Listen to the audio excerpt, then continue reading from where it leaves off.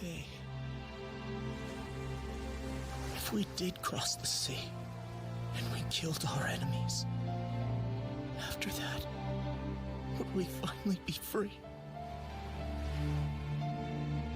How I interpret this is that Eren is both asking himself, Armin, and Mikasa this question, but us as well. And it's a question we as humanity have tried answering in different forms. Look at our past.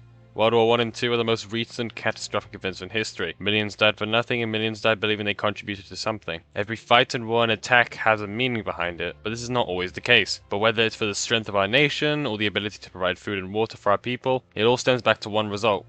If I kill them, will I get what I want? This is a never-ending argument. Whether Eren is in the wrong remains one of the most decisive questions in the whole series. And that's why he creates such a contradiction for us as the audience. Understanding Eren doesn't automatically lead to agreement with him. It forces disagreement rather than solution.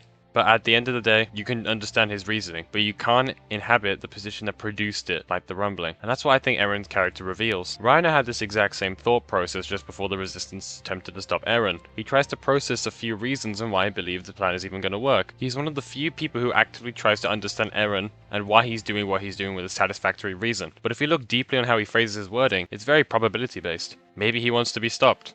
And I kinda understand what Eren's thinking. He's not actually claiming to know, but he's trying to piece it together logically from a limited perspective, and that's what we as the audience attempt to do ourselves. How many of you go on TikTok or YouTube or the great Anitalk era and scroll into an Attack on Titan video and you check the comments and see a war of just Eren was correct or Eren is stupid and had no reasoning? The video itself may claim to understand Eren, but in reality, you see how Eren reaches his conclusion and still reject it, mainly because it forces you to throw your moral beliefs for the sake of understanding someone else's. We all understand how Eren got there, but we fail to come to a satisfied agreement.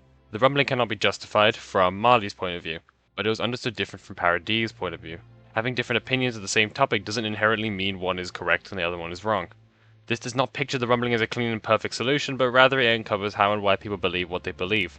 I know the ending in a way does contradict what I'm saying, that Eren did understand himself and said that he was just too drunk on power and he simply just wanted to do the rumbling for his own benefit. But this is simply due to the overwhelming desire of his goal of trying to achieve freedom. This has been said plenty of times, but Eren did in fact become a slave to his own ideologies.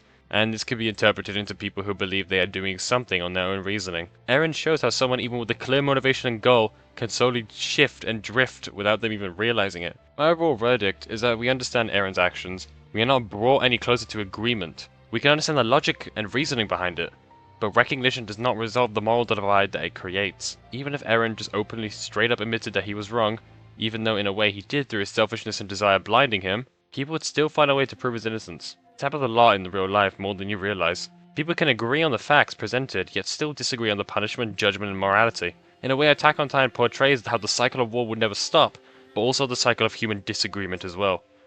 It's like an Ouroboros effect.